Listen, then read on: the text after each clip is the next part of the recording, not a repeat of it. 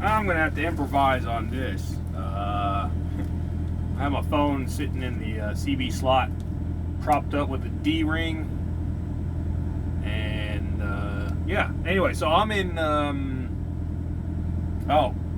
Any opinions are those of mine. This is my disclaimer. They do not reflect the company upon which I work for, which is CR England, and yeah, I think that should cover that legalese bit. I have hit the.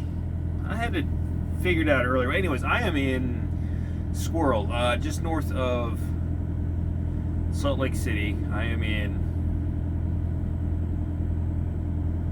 Holy crap! I cannot remember the name of this town where the Loves is. Loves is Brigham City, Utah.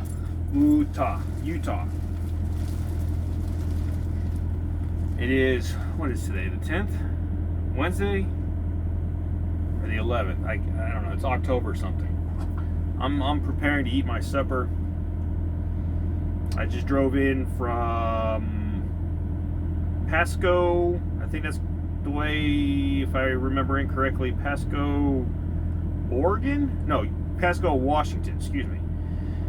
Keep getting my Oregons and Washingtons confuzzled. So anyways, I left there this morning. I was debating on doing it during my trip planning. This is kind of a trip planning type of thing for those guys out there, new drivers, trip planning. Trip planning is not, it didn't go as planned, but is going as planned, if that makes any sense. So originally my scheduled pickup at the shipper was yesterday at 1500.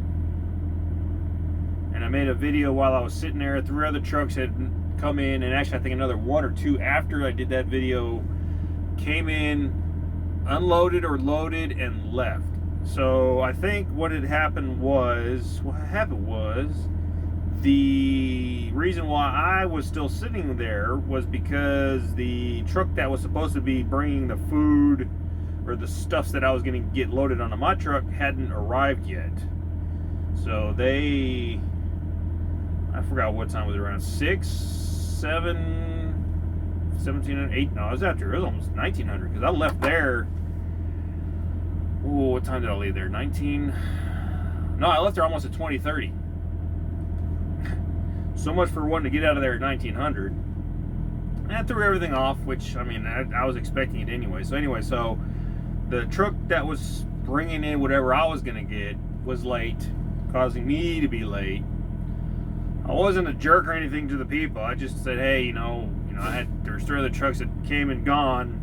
What's the deal? They didn't explain to me that, the truck that's bringing in your food is late, or not food, but the product that I was supposed to be getting was late coming in. They didn't explain that to me, but I was just, I said, hey, what's going on? Why are these other trucks ahead? I'm a newbie driver. I was just kind of a little irate to see that. But anyway, so they put me in a dock. Sat there at the dock for, another hour it seemed like before they finally started loading me. And then, like I said, 2030 is when, just before 2030, actually I think about 2015 is when I actually received my paperwork and was able to leave. Went over to the Loves right across the street, scaled. I think I'm at 77,000 gross. Where's my paperwork at? Where's my fancy clipboard? I'm gonna go get some numbers here. So the product is 46,740. I ran across the scales at 72,920. 73,000 pounds, just shy of 73,000 pounds. I moved my tandems, but it only changed. I moved my tandems 2 spots, but it only changed it 600 some odd pounds, whereas a previous trailer I had was actually, it adjusted it by about 500 pounds a hole. So anyways, weighed or scaled, and then after that and instead of trying to fight staying awake, because I was up at, I made my delivery the that morning. It was actually due, I think, just after midnight is when my delivery was due. But when I called and said I was going to be late, they said, "Oh, you have until 08:30 to actually." So I actually made that at just after 8 yesterday morning. Made that delivery, shucked over to the Wasco. I think that's right.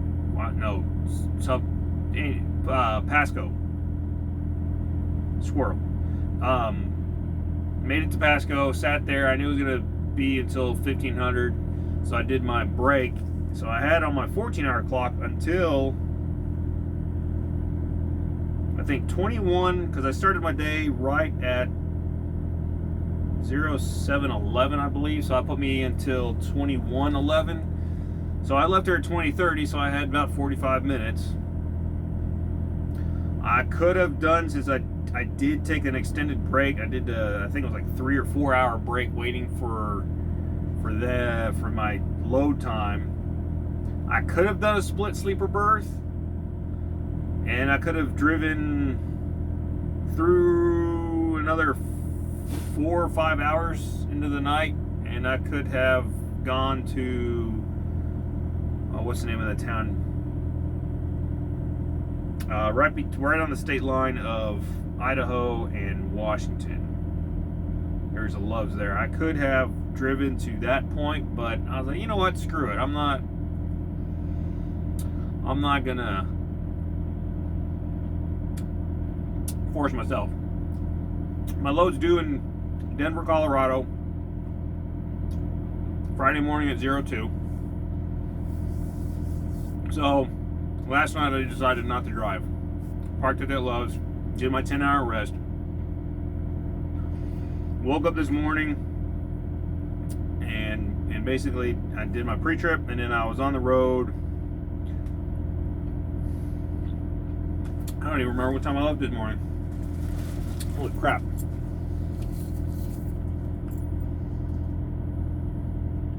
Zero 07:30 Pacific time, 08:30 Mountain time. I'm losing an hour since I'm here in Utah. So I left this morning 07:30. Stopped at that.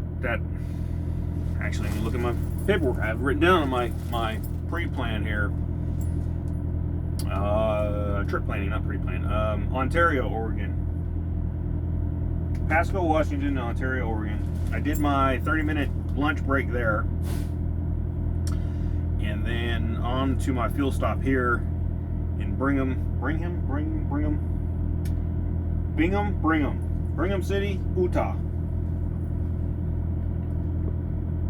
The drive from Colton north to Washington was nice. The part in California that sucked was on I-5 in the valley. Flat mountains over here on the west side. Can't really see the mountains on the east side, but it was flat. Northern California, saw the mountains through Oregon, drove by Crater Lake. I mentioned that, I think, in the previous video. And then all the way up into wherever there in south central Washington. Yeah, mountains everywhere, trees everywhere. There's a few burn scars here and there from the fires from years. But as somebody who never really got out of the state of Texas, it was pretty awesome to see different scenery and things like that, and nature and stuff. So today's drive, like I said, squirrel, I'm all over the place on this. What do you do? Today's drive was awesome too. I drove from Pasco, Washington, down into Oregon, through Idaho, and then into Utah. There in the southern part of Idaho, got a mountain peak that you can see here off of I-84. There's snow on top of that bad boy. I'm like, yeah, I know winter's coming, but dadgummit, I'm not ready. My winter bag is still at home because I still yet to ask my manager if I'm going to get reimbursed for my baggage fee. And like, heck was I going to pay for 2 baggage fees? So he's trying to work me to get back to Texas. Anyways, so winter, you can see the snow line in the mountains coming down here where the permanent snow is. I don't know if that's all from this fall and whatever, or if it's snow that's held on through the year. I don't know. I don't keep up with the climatology. Anyway, so here I am. I have the nature trifecta thing going on. I'm gonna need a bigger towel for one. I have the fall foliage on the mountains out here. It's like a red color. And you have the geology with the rocks and the geology and stuff. And that's got like that gray color. Then you got the evergreen trees of the green color, and then you have the snow caps on top, or the snowfall on top. It was pretty cool looking. And then the sun with the clouds, and oh man, dude. If this truck's a rocking, don't come a knocking, son. I'm gonna need a really big towel. I had the whole freaking trifecta going on this evening. It was a great drive too. Got to see all kinds of things. Oh yeah. And tomorrow I'm headed east on 80, I believe, to get into Denver. Now tomorrow, for you people who think about doing the split sleeper, I don't know if this will help or not, but I'm just talking out of my third point of contact. I actually just thought about, before I went in to go wash my hands, of doing a split sleeper berth tomorrow. Because right now my 10-hour stop or resets at 05:40 in the morning.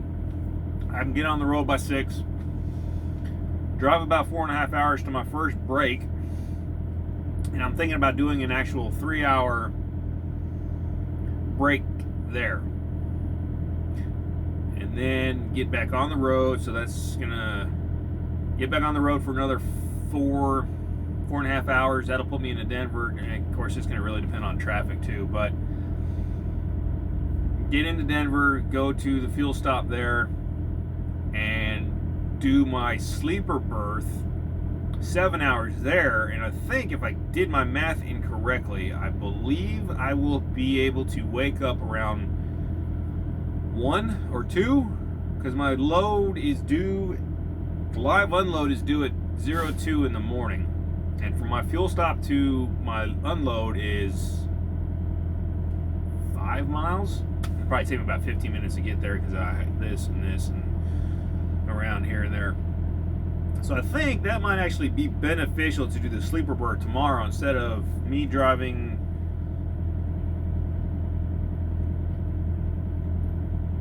to my 30-minute break, then to the fuel, and then to the receiver, and seeing if they have on-site parking, and then, because that'll put me there, I think around 5 or 6.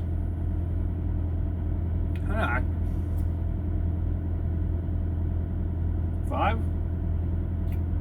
Yeah, 5 or 6, and then, I mean, I'd have to just sit there and wait in the truck, and then do the, I think I heard I can do the, because I think it's a gated facility, and it's a guard shack, whatever. I could do the on-duty yard move while I'm there to get to the dock, but then I'll be stuck there once I get unloaded.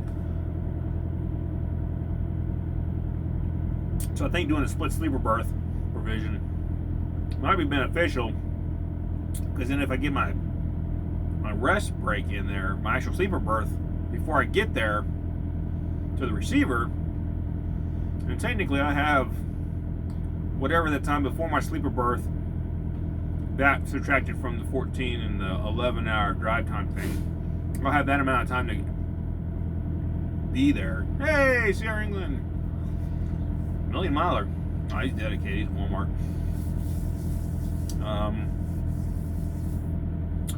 So yeah, we'll see how tomorrow goes. But man, I've been enjoying this drive today. This weather, the way the weather's been, oh geez, it's cold. I hate cold. Freaking, it was what, 50 degrees or so on the way down. I'm from Texas. I live in Texas. I love the heat. I've been to Iraq 2 times. I love dry heat. Dadgum, I hate the cold. I'm not even. I have a pullover to where, thankfully, I had brought one thing, and then thankfully the heater in the truck worked, because I don't have any sheets to keep warm at night, and I don't have any warm pajamas either, so you don't call it poor planning on my part, or what, I don't know. But the driving is the most awesome part, I think, about this over OTR. I've added a few more states now. I have Washington, Oregon, California, Idaho, Utah. I have Wyoming tomorrow and Colorado tomorrow.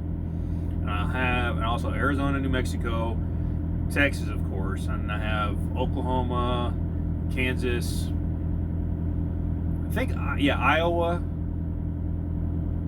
Illinois, Wisconsin, Indiana, Missouri, Tennessee, Arkansas, a little bit of Arkansas. I haven't been through Arkansas, just from Memphis up to St. Louis, so that's... Oh, no, wait, I take it back. I have been through Arkansas. I came through from Indiana down to Laredo.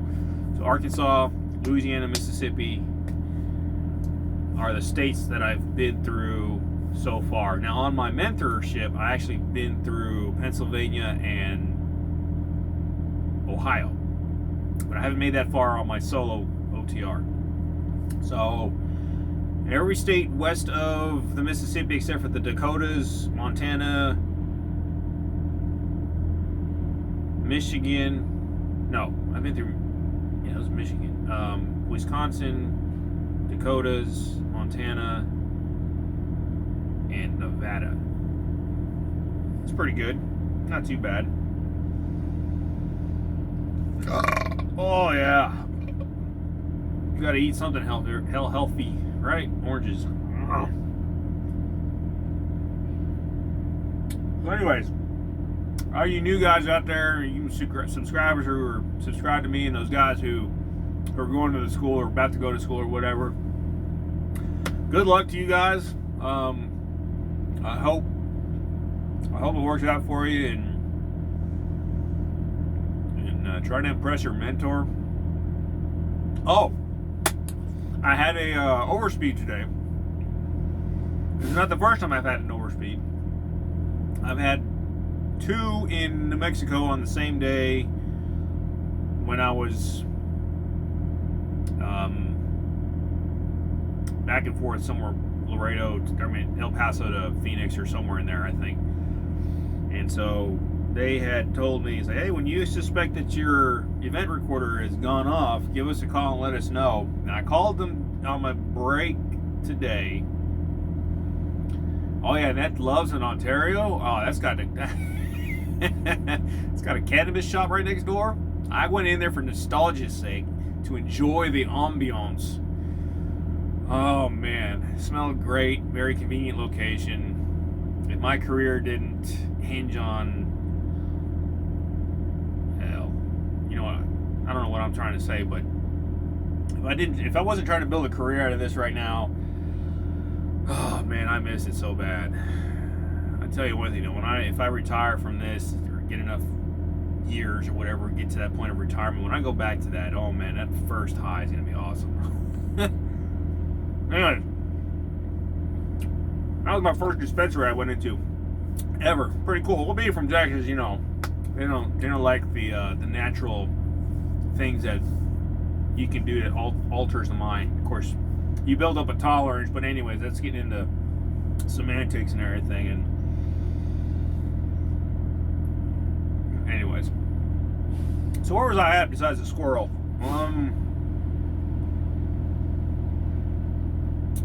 The event recorder. So I was coming down a hill, I can't remember where, and it was about a little after 10 a.m. and there was a doubles at the bottom. I think it was a fly ash cement type hauler.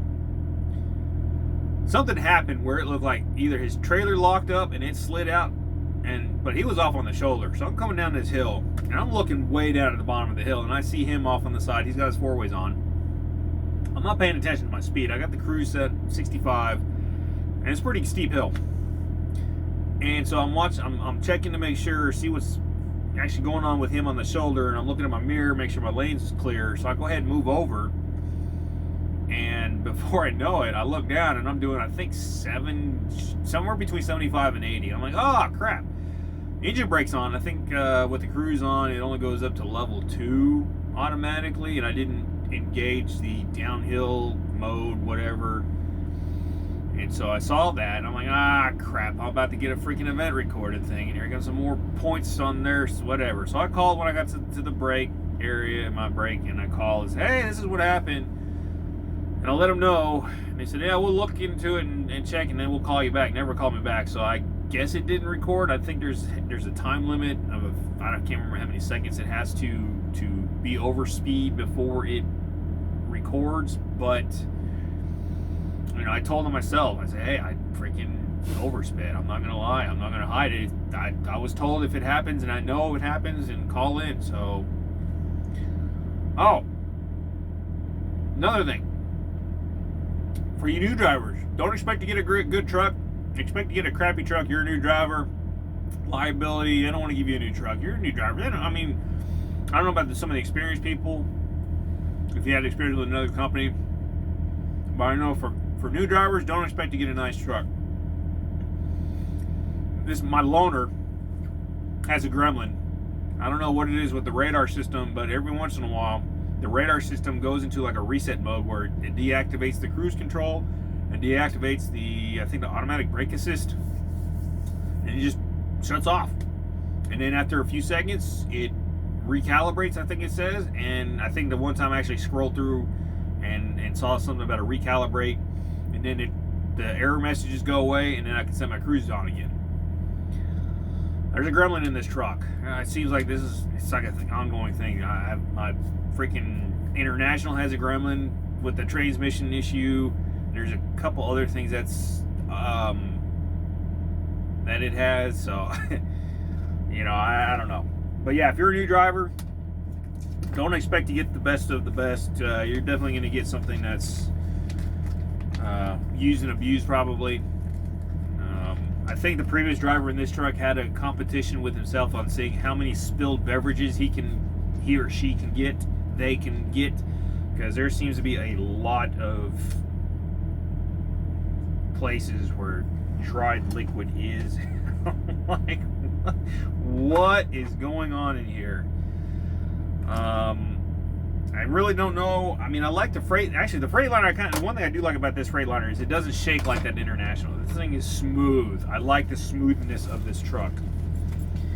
And it seems like the sleeping compartment back here, I know the one cabinet isn't here like in the International where I can put a in-cabinet refrigerator, but it seems like there's more room between the dash and the bunk, and then the top bunk can be folded up in the Freightliners. So I don't know, 6 one half dozen the other. I was getting used to the International. I just have to get used to the nuances of this truck. I did find out there's a table in here that's between the wardrobe and the lower door that pulls out, so that's kind of convenient. So at least that and the International share that same feature of having a desk table thingy. I just miss not having countertop space. That was kind of nice.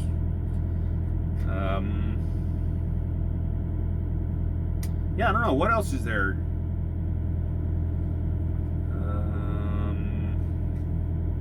Winter's coming. Make sure you get your chains. Make sure you check your chains. I actually checked my chains while I was there in Colton. After I received the truck, I went through and checked the chains, make sure I had the chains. And the shop mechanic dude actually gave me a set of rubbers, bungee cords, not raincoat rubbers. So that was kind of cool. Now on my International, I don't know, that Laredo is, in my opinion, remember, my opinion, not the company's or whatever, it's nothing to be bad reflection on the company either, but it seems like the Laredo group mechanics, they're Laredo mechanics. The Colton mechanics seem to be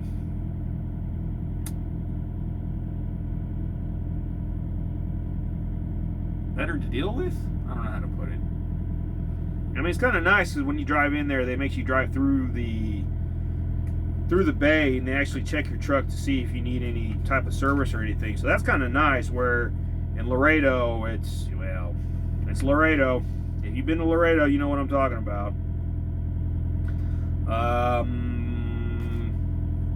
So in my winter bag that I left at the house, I actually went and purchased at I'm going to name drop REI Co-op. A few outdoorsy people out there know what I'm talking about. But I went in there, and they actually had a sale on camp food. You buy 8, you get, I think, 10% off. So I purchased some freeze-dried camp food and was able to, I think I picked up like 4 breakfast and 4 supper entrees. And it's in my winter bag at the house. I hope I can get back there and stop by the house and pick up my winter bag. But the only other thing is this truck doesn't have the inverter. Anyway, so back to the winter bag, prepping for winter. So I actually have purchased the freeze-dried food because since I had the water kettle in the truck, what other better way to have a hot meal in the truck than doing freeze-dried food? I figured it'd be something to try. I mean, worst case scenario, I have some MREs at the house. That's another thing I'm going to grab if I remember or forget, is to grab some MREs. 4 or 5 of them just to throw in the truck. It's a lot of calories. If you're in the military, you know. But, you know, if I get stuck somewhere in a snowstorm or stuck at a truck stop, you know, you're looking at eating maybe 1 MRE a day, if lucky. I mean, that's a lot of calories. So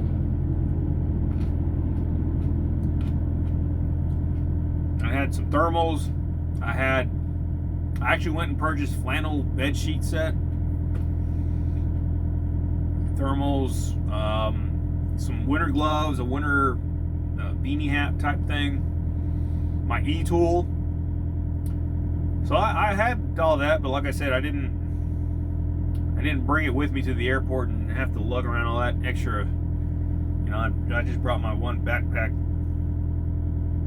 that I have for, like I used when I was on my mentorship.